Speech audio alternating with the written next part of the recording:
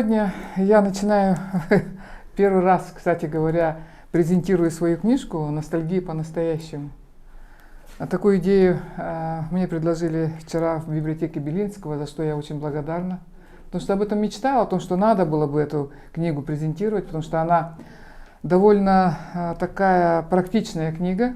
Я сама врач с очень большим стажем и занимаюсь психосоматическими заболеваниями. Это психосоматика, это как стресс влияет на физическое здоровье человека. И поэтому изучаю психологию, психотерапию, изучала шаманизм, буддизм. И сейчас я изучаю современные психотехнологии, которые помогают человеку быть здоровым. И здоровым не только физически, но духовно, психологически, личностно. И вот итогом, наверное, этого произошла вот эта книжка. Мы с Варварой Куличкиной, известной журналисткой, много лет назад, еще в 90-х годах, начали писать статьи сначала в разных газетах. Она брала у меня интервью по разным проблемам. По стрессам, по семейному воспитанию, по семейным отношениям и так далее. А потом в какой-то момент, это было 2009 год, она говорит: давай напишем книгу, у вас очень много статей, мы их объединим. И она собрала это все.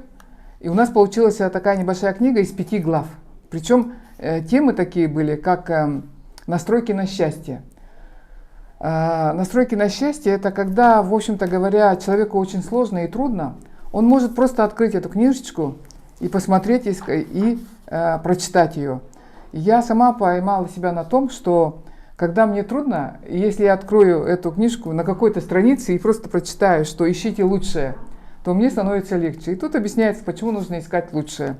Или, например, дорожите покоем. Очень часто в наш век, когда люди быстро бегут, все быстро делают, они не замечают, что насколько большое наслаждение у человека это быть в покое.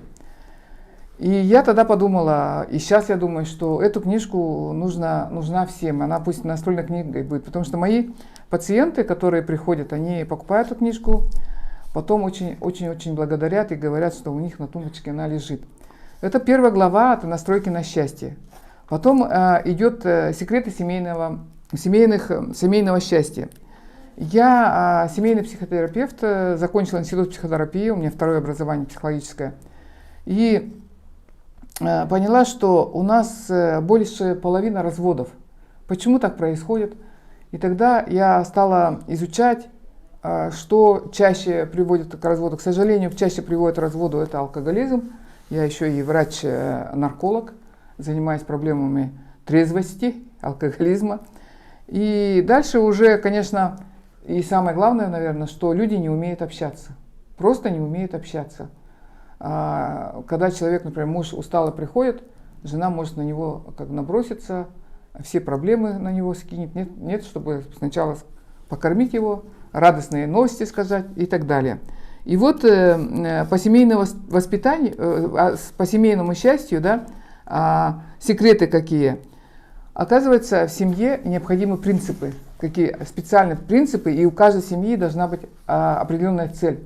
Цель без семьи, в семье, это семья без цели, она может как этот кораблик в туда-сюда стороны шатать ее, и она не может прийти к определенной цели.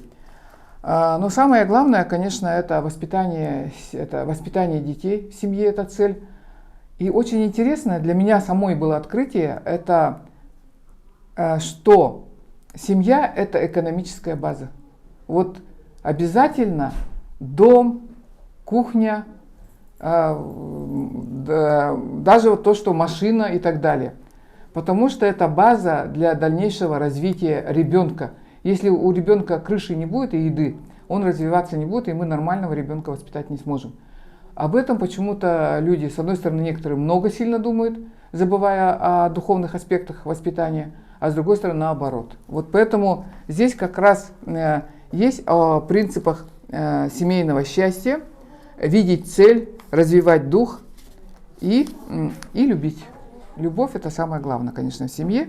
Дальше, в 3 главе эта книжечка, вот вроде маленькая книжка, но она как-то вот так вот, из-за того, что как квитэссенция у нас получилась, потому что она писалась очень длительный срок. Мы с 90-х годов начали, где-то в 2010 мы закончили почти раз в квартал, или что, Варвара Куличкина брала у меня интервью, и по какой-то прямо такой животрепещущей теме, а я быстренько вспоминала свой опыт и практику, а так как я врач с 40-летним стажем и 20-летним стажем по психологии, у меня очень много всего практичного, и я начинала думать, размышлять, и она брала у меня интервью, задавала вопросы. И вот 3 глава у нас стала «Как перестать страдать?». У нас тоже такое понятие имеется, что счастливым как будто бы стыдно быть, вот бывает такое. Я, как ученица одного известного психотерапевта Джозе Стивенса, изучала драконы человека, которые внутри человека живут, да, и оказались вот такие драконы, как саморазрушение. Дракон саморазрушения – это человек, когда сам себя разрушает, например, курением, алкоголем, тяжелой работой, не заботой о себе. Или такой дракон, как мученичество, или упрямство. Но самое, что меня удивило, дракон нетерпеливости, который у человека бывает, когда человек очень сильно все время торопится. И оказывается, он может привести к гибели человека. Например, торопится человек через улицу перебежать, и его машина сбивает из-за того, что он такой нетерпеливый. Ну, ему там секунду нужно было подождать, пока машина проедет, и спокойно как бы перейти улицу. Вот если у человека такой дракон имеется, значит, это может привести к гибели человека. И сразу же хочу сказать, тут в этой книжке даются упражнения. Например, мы ее открываем и смотрим 7 видов оружия, побеждающих драконов мученичества. И прямо вот такие упражнения. Первое, например, какая настройка? Это говорить только правду. Это про мученичество. Установить для себя четкие границы и строго придерживаться. Не обвинять окружающих. Ну, у каждого дракона свои упражнения и свои настройки. Это очень практично. И я сама себе время от времени тоже напоминаю, беру так книжечку и смотрю. Дальше мы продолжаем говорить об этой книжке. Вроде маленькая книжка, но я говорю, что тут прямо все вот вместе собрано. «Застрявшие в детстве» называется глава, это о зрелости человека. Как ученица от Джозе Стивенса я изучала психологический возраст человека. Вот мы, например, берем 40-летнего человека и думаем, вот 40 лет, значит, он взрослый человек, и от него будем взрослые поступки ожидать. Но оказывается, не тут-то было. У нас бывают люди, которым 40 лет, и у которых по психологически возраст всего 3-летнего, они безответственны, они беспомощны, они ждут всегда, чтобы их кто-то поддержал и так далее. Или, например, чиновник какой-то, а у него подростковый возраст, незрелый. Он стремится к чему-то, там всякие такие планы, проекты делает, да, которые не подкрепляются жизненно практически. И так далее. И специально сейчас как врач я провожу тестирование, и у нас, кстати говоря, онлайн-тестирование есть личности человека, тогда человек сам себя может разглядеть и уже сам себе помочь. Вот как раз глава 4 идет про психологические зрелости. У нас есть зрелость и мудрецов, есть люди, хотя и молодой, например, человек, а у него ум мудреца. Такое тоже может быть. Это глава о зрелости, застрявшие в детстве называется. И дальше, 5, это оздоравливающее мышление, это о позитивном мышлении. То, что мысль материальная, сейчас люди уже начинают понимать, и вот когда, если мы думаем о положительном, мы притягиваем положительное, если не о негативном, то притягиваем негативное. Поэтому научиться нужно очищать свое сознание. Люди мало замечают, что утром встали, начинают сразу плохое видеть. Вот на улице холодно, вот муж там поздно встал, ворчание начинается и прочее, и прочее. А на самом деле, туда, куда мы внимание уделяем, на позитивное, например, ребенку говорим, ух ты, какой у меня умница, и он вам 5 принесет. А если вы будете говорить все время его дурак, дурак, он так и дураком и будет. Поэтому я бы хотела, чтобы люди больше учились, больше думали и больше читали. Почему я написала книжку? Получается, нужда заставила, что накопилось очень много. Сейчас я думаю написать ряд, у меня очень много статей по трезвости, очень много статей по личностному росту и по социальным проблемам нашего общества. И сейчас у меня несколько папок уже собралось, и я все время об этом думаю, как делать. Наверное, если я вам сейчас говорю, я вам как бы даю такое самое, что я обязательно напишу и когда-нибудь тоже вот в этой же библиотеке, благодаря Светлане Тарской, которая мне помогает, я возьму и выступлю. Вот. Сейчас я как раз готовлю ролики по трезвости, по проекту закона о трезвости.